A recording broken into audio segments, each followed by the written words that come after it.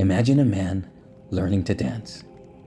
Most instructors will break it down into steps. Left foot here, right foot there, shift your weight, count the rhythms. They tell him to follow the structure, to execute a sequence of movements with precisions. And for a while he stumbles. He counts the beats in his head. He moves mechanically, like a machine processing inputs and outputs. And eventually, he memorizes the motions, and he can perform the dance. But there's something missing. There's no soul. There's no emotion. There's no life.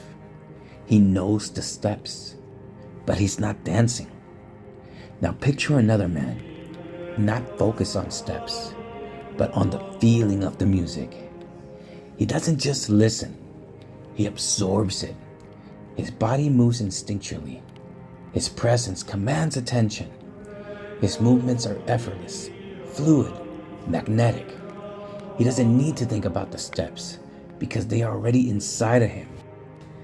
This is the difference between what other men are taught and what I will teach you. Others on this topic teach men how to attract women through routines, lines, techniques, and strategies. They give you the steps, the external structures to follow. And they're not wrong. You must first know these steps. You must understand the fundamentals of attraction, how to communicate, how to display strength, how to create intrigue. You must first learn how to attract the average woman. But there will come a moment when all of this is meaningless. There will come a time when you meet a woman unlike any other. I want to prepare you for that moment. A woman so rare, so powerful, so in sync with the deepest parts of you, that if you are not beyond technique, beyond tactic, beyond fear, you will collapse. You will become needy. You will start doubting yourself, and you'll lose her. Because a woman like that is not pulled by tactics. She is drawn to a force, and that force is who you have already become. At that level, you no longer think about attraction. You no longer try to create chemistry. You no longer act from scarcity, from desperation, or hope. Instead, you exist in the Holy Trinity state of thought, a state beyond desire because you are complete with or without her, a state beyond neediness because you know you are the gravitational center of your reality, a state beyond fear because there is nothing to lose, only something for her to surrender to. In this state, you do not chase women. You do not seek attention. Your very existence compels devotion. This is not about being better than other men. This is about something else entirely. The man who knows the steps impresses a woman. The man who feels the music enchants them. But the man in the Holy Trinity state transforms them. This is the path beyond attraction. This is about realizing who you are, becoming to this realization for you, and the byproduct is becoming the access of a woman's universe. Not just any woman, but the right woman. And if you are ready for that, then let's begin. The 5 archetypes, the pillars of ultimate masculinity. Throughout history, great men, king, conquerors, legends, were not merely individuals. They were forces of nature, embodiments of power, wisdom, creation. They did not chase women. They did not beg for respect. They existed in such absolute completeness that the world bent to their will. What made them different? It was not just strength. It was not just intelligence, not just charm. It was integration. A man who embodies only one archetype is incomplete. He is imbalanced, weak, lacking in depth. A man who integrates all 5 archetypes, however, becomes something greater than the sum of his parts. He becomes a gravitational force, a presence so undeniable that women do not merely feel attracted to him, they feel pulled towards him. Like a celestial body caught in the orbit of a massive star, she cannot resist. Not because she chooses to stay, but because she cannot bear to leave. A man who has mastered the 5 archetypes does not need to demand devotion. His presence alone commands it. The warrior, the unbreakable protector and unstoppable force. A woman does not just want a strong man. She does not just want a capable man. She needs to feel deep in her bones that when the world turns against her, when the storms rage, when chaos threatens to consume everything, you will remain unshaken. That is the warrior. The warrior is not simply a fighter. He is not merely someone who lifts weights or talks tough. The true warrior is the embodiment of absolute certainty. When he speaks, his words are final. When he moves with purpose. When he is faced with adversity, he does not hesitate. He crushes it. A woman who senses a warrior in a man does not need to be convinced of his strength. She feels it in his presence, in his energy, in the way he holds himself. The warrior does not seek conflict, but neither does he avoid it. He does not start fights, but if a fight comes to him, he ends it. But understand this, warrior energy is not just about brute force. It is the ability to obliterate obstacles, self-doubt, and any force that threatens what he is. It is the fire that makes a man's purpose his mission relentlessly, without apology, without distraction. It is the iron will that makes him indestructible in the face of hardship. When a woman stands beside a warrior, she does not need to ask if he will protect her. She already knows. She feels safe in his presence, not just physically, but emotionally, mentally, spiritually. She does not challenge his strength. She simply surrenders to it. Not because she is weak, but because she has found a force stronger than herself, and she trusts it completely. This is why weak men are abandoned. A woman can sense weakness before a man even speaks.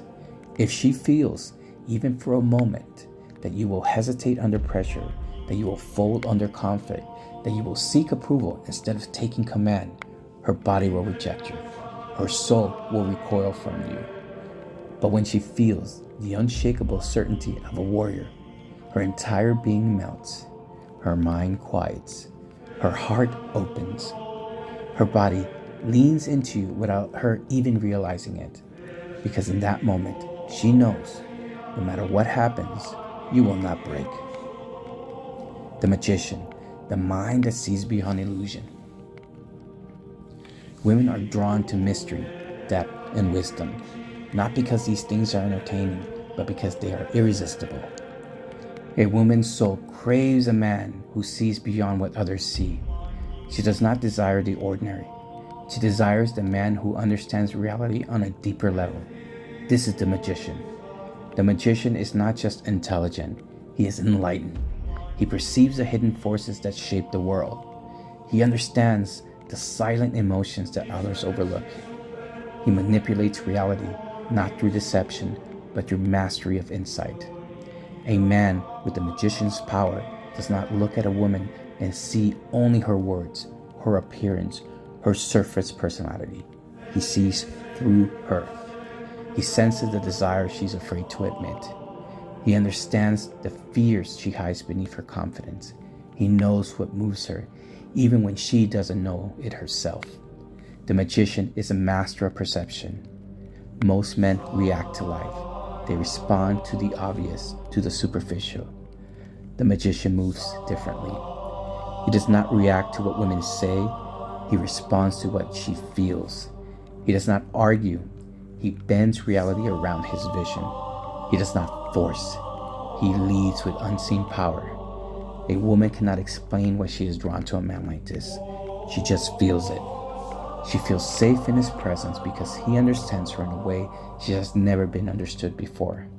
She trusts his vision, not because he demands her trust, but because he sees something no other man can see. The lover, the gateway to divine connection. The lover is the most misunderstood archetype. Many men mistake him for the charmer, the seducer, the smooth talker. But true lover energy is not about tactics, not about charm, not even about romance. It's about aliveness. It is the ability to make a woman feel something she has never felt before. Not just pleasure, but depth. Not just desire, but transcendence. And not just attraction, but worship. A man with lover energy does not pursue a woman. He pulls her into his experience so profound, so intoxicating, that she forgets the world outside of him. She loses time in his presence. She forgets her worries, her doubts, her fears. She stops thinking and she starts feeling. The lover awakens the soul, not just the body. Most men only understand physical attraction. The lover understands something deeper. A woman does not surrender to a man because he is handsome. She does not collapse into him because he has the perfect body. She falls into him because in his presence she feels seen, not as an object, not as a conquest, but as a woman in her purest, most feminine essence. A woman does not crave pleasure. She craves a man who can awaken every sense inside of her. The way he looks at her makes her skin tingle. The way he speaks to her makes her heart race. The way he moves near her makes her breath hitch. Her body reacts before she even realizes why. With the lover fully awakened, you do not seduce a woman. You become the very thing she craves, the embodiment of passion, intensity, and devotion. A woman doesn't want to be desired. She wants to be desired by life itself. The ordinary man thinks, if I show her how much I want her, she will fall for me. But this is a lie. A woman doesn't fall in love with a man because he desires her. She falls in love with him because in his presence, she feels desired by life itself. She doesn't just feel wanted. She feels chosen. When he touches her, she feels worshipped. When he listens to her, she feels understood. When he looks at her, she feels like the only woman in the universe. In that moment, she stops searching for something better. She is found. A lover makes a woman feel something she can't explain. A woman's greatest addiction is feelings. She will leave a perfect good man who does not make her feel. She will betray a wealthy man who does not make her feel. She will crave the man who awakens something inside of her that no one else has. The lover is not logical. He is elemental. He knows how to create anticipation. He knows how to make a woman feel safe enough to surrender. He knows that true intimacy is not just physical. It is the way a woman melts in his presence. A woman will never forget a man who makes her feel something she has never thought possible. With the lover energy fully awakened, you become that man. You become the addiction she never wants to escape. The king, the unquestionable authority of a man who knows his worth. Most men seek power. The king is power. Most men beg for respect. The king is respected because of who he is. Most men chase validation, approval, loyalty. The king needs nothing from anyone because he is its own source. This is the difference between a man who is worthy of devotion and a man who pleads for attention. A true king does not need to demand authority. He embodies it. He does not seek control. He creates order so profound that control is unnecessary. He does not force women to stay. His kingdom is so magnificent that she would never dream of leaving. A woman does not submit to a king because she is obligated to. She submits because she knows deep down that she has found the highest expression of what a man can be. A king does not demand respect. He exists in a way that respect is inevitable. A weak man seeks to prove himself. He wants to be recognized, acknowledged, and validated by others. He thinks that if he achieves enough, people will finally see his worth. But a king does not need to be recognized. He knows his worth. He does not boast about his power. He demonstrates it through his action. He does not ask for respect. He commands it by the sheer weight of his presence. He does not chase approval. He is indifferent to whether others recognize his greatness. Because a true king understands, a man does not become powerful when others believe in him. A man becomes powerful when he believes in himself so deeply that nothing else matters. And when a woman stands before such a man, she does not just admire him, she feels something sacred stir inside of her. She does not question his leadership. She does not doubt his strength. She trusts him completely, not because he asked for trust, but because he left no room for doubt. The king is validation. He does not seek it. Most men live their life chasing external approval. They want women to tell them that they are good enough. They want the world to recognize their value. They need constant reassurance that they are worthy. But the king does not need validation because he is validation. He does not beg for a woman's attention. She feels honored just to be near him. He does not ask for people's loyalty. They fight to serve him. He does not chase wealth, power, or success. These things naturally flow to him because he is a magnet of greatness. The king understands that the moment you seek validation, you prove that you're not enough. But when you become validation itself, the world will kneel before you. The king creates a kingdom so magnificent that people beg to serve him. Most men try to control women. They try to force submission, demand obedience, set rules, manipulate, trap. And what happens? The woman resists. She rebels.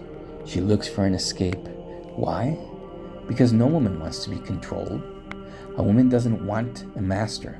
She wants a king. A king does not control a woman. He creates a kingdom so magnificent that she would never dream of leaving.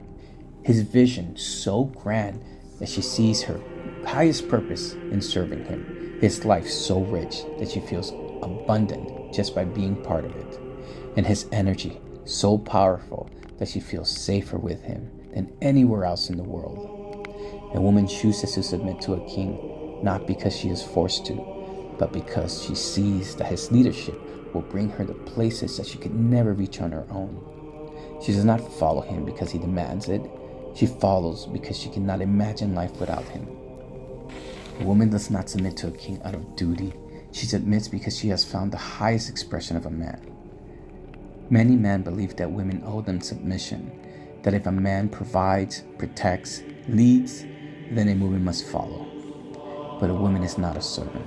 She is a force of nature, a wild storm, an untamed ocean, a sacred fire, and she will only submit to a man who is greater than her own chaos, a man who knows his worth so deeply that nothing can shake him, a man whose presence is so undeniable that the very thought of disobeying him feels unnatural, a man who has become the king, not a man who demands loyalty, but a man to whom loyalty is a gift freely given. Not a man who forces submission, but a man to whom a woman surrenders fully, willingly.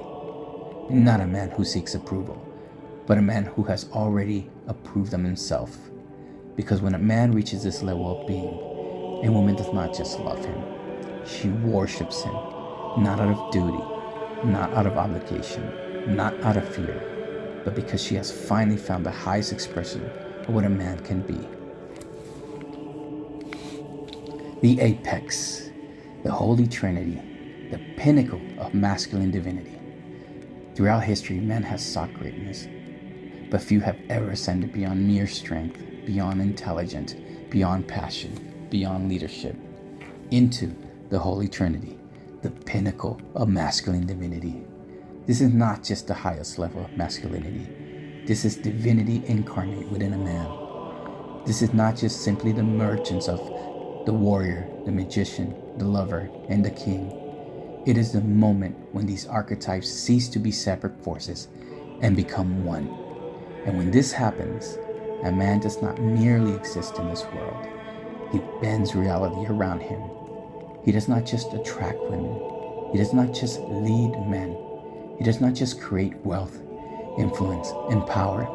He becomes a force of nature, unchangeable, undeniable, inevitable. Women do not just want a man like this, they need them. Like the earth needs the sun, like the ocean needs the moon. A woman does not see a man like this as a choice. She sees him as destiny. The Holy Trinity is not learned, it is awakened. In a previous video, I explained this concept in depth. I spoke how most men seek to become stronger, smarter, richer, more attractive, but they are missing the sacred transformation. A transformation that does not come from self-improvement, it comes from transcendence. And partaking in the Eucharist at the mystic Church of Christ, ordinary tea became the blood of Christ. A man who has integrated the 4 archetypes, the warrior, the magician, the lover, the king, becomes something greater than himself. I did not just talk about theory. I experienced it. There was a moment so profound, so sacred, that time itself seemed to stop. Something inside of me shifted. I was unworthy of such a gift. I know of so many men more worthy of it than me, but it was offered to me by God, and I accepted it. I did not just consume the body and blood. I became one with it. And with that moment, I felt something I had never felt before. I felt the Father, the Son, and the Holy Spirit awaken inside of me. I was the Father, the Creator, the ultimate authority, the bringer of life and order. I was the Son, the embodiment of sacrifice, love, and divine purpose. And I was the Holy Spirit, the unseen force, the energy that moves through all living things, the breath of God Himself. And for the first time, I understood that I was meant to be more than a man. This is what it means to ascend, to awaken the memory of all my ancestors in me. This is what it means to walk as divinity in flesh. The embodiment of the Father, the Son, and the Holy Spirit in a man. This was not just a moment of realization. It was a rebirth. In that moment, I felt reality shift around me. This profound moment lingered with me for days to come. I did not need to seek validation because I was validation itself. I did not need to seek love because I had become the source of it. And I did not need to seek power because I had already become a force beyond power itself. This is what happens when a man steps into the Holy Trinity. He does not merely become a high-value man. He becomes divine masculinity embodied in human form. He moves through the world not as a seeker, but as a giver. He speaks not with force, but with the authority of truth itself. He loves not from a place of need, but from a place of absolute abundance. He leads not because he demands it, but because the world naturally follows him. This is what happens when a man ceases to exist as a collection of traits and becomes an unstoppable divine force. I existed in this timeless state for hours. The profound feeling stayed with me for days to come, until the weight of my challenges brought me back to earth. This is not about attraction. This is about becoming the axis of reality itself. A man in the Holy Trinity archetype does not chase women. He does not ask for devotion. He does not try to be respected. He simply is a king in his kingdom, a warrior who is unshakable, a magician who bends reality, and a lover who awakens the divine in others. And when a woman encounters such a man, she does not choose to stay. She cannot bear to leave, because he is not only like other men, he is something greater. He is the embodiment of the Holy Trinity itself. The Holy Trinity archetype is not a title, it is a state of being.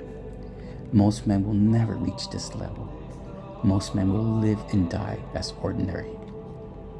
But for those who seek more, for those who have felt the calling, For those who are ready to transcend, there's a path beyond mere attraction, beyond mere success, beyond even the greatest of human achievements.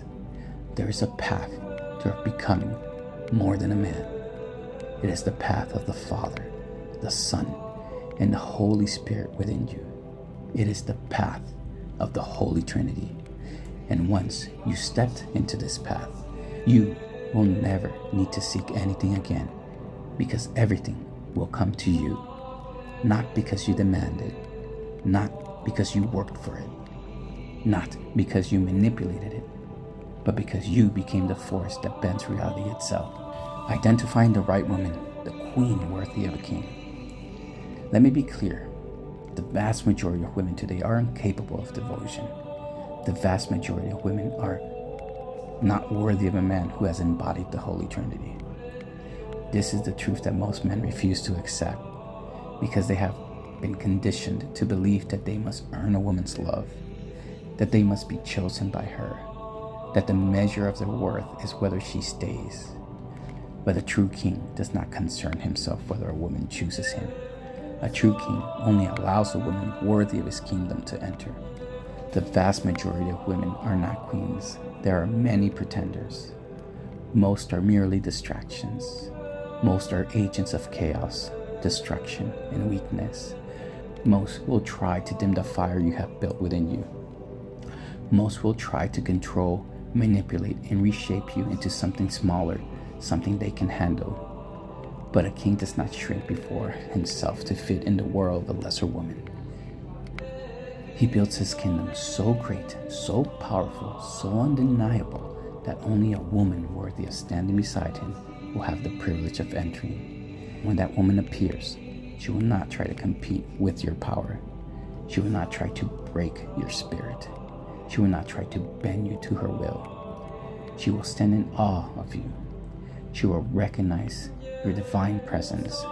She will see that he is not just another option. He is the only option. A weak man believes that any woman can be the right woman if he just loves her enough. But a powerful man knows that only a woman who amplifies his power is worthy of standing beside him. This is how you separate the weak from the worthy. The wrong woman will try to dim your fire. The right woman will add fuel to your flames. The wrong woman will be threatened by your power. She will try to make you smaller, easier to control. She will ask you to tone it down, to be softer, to make her feel equal to you by diminishing yourself. But the right woman will worship your power. She will push you further. She will fan your flames until you burn brighter than ever. She will see your greatness. She will see your greatness and do everything in her power to help you rise even higher. She will not be intimidated by you. She will be inspired by you. The wrong woman will seek to control you. The right woman will seek to submit to the force of your presence. A weak woman fears the presence of a man who is greater than her. She sees his power and feels insecure. She knows she cannot match him, so she tries to tame him instead. She will use manipulation, emotional games, will hold love, and empty threats to keep him under her control. She will test him. She will provoke him. She will try to force him into submission. Because if he submits, she will feel safe. But a queen does not seek to control a king. She seeks to follow him. She does not need to play games. She does not need to test his strength. She sees that he is unshakable, and she desires nothing more than to surrender to the force of his presence, not because she is weak, but because she knows that he is greater than her own chaos. She does not want to lead. She wants to be led. The wrong woman will challenge your mission. The right woman will become a sacred part of it. The greatest test of a woman is whether she tries to distract you from your path or whether she walks with you. A weak woman will try to pull you away from your purpose. She will demand more compromise. She will make you choose between her and your mission. And the moment you choose her over your mission, she will lose respect for you, because no woman can love a man who abandons her over his purpose. But a queen will look at your mission and say, how do I help him build it? How do I add to his kingdom? How do I make his world even greater? She will not demand to be your priority. She will prove herself worthy to stand beside you. She does not ask, where do I fit in his world? She asks, how do I help him create an empire? She will not fight against your destiny. She will protect it, nurture it, amplify it. The wrong woman will admire you. The right woman will worship you. A weak woman might like you. She might find you attractive. She might enjoy your presence. She might admire your strength, your success, your dominance. But admiration is not enough for a man of your stature. Admiration is something given to many men, but worship is something given to one. The right woman will not merely admire you from a distance. She will fall to her knees in surrender, not out of obligation, but because she has found a man greater than anything she has ever known. She will not love you with conditions, with doubts, with hesitations. She will love you with devotion, faith, and absolute certainty. She will look at you and see something divine. She will say to herself, this is not a man I could ever leave. This is not a man I can replace. This is not a man I can question. This is the man I am meant to follow. And once you have found a woman like this, you will never again have to ask if she's the one, because you will feel it in your bones. She will not be a distraction. She will not be a challenge. She will not be a burden. She will be a sacred extension of your power. And together, you will build God's kingdom here on earth.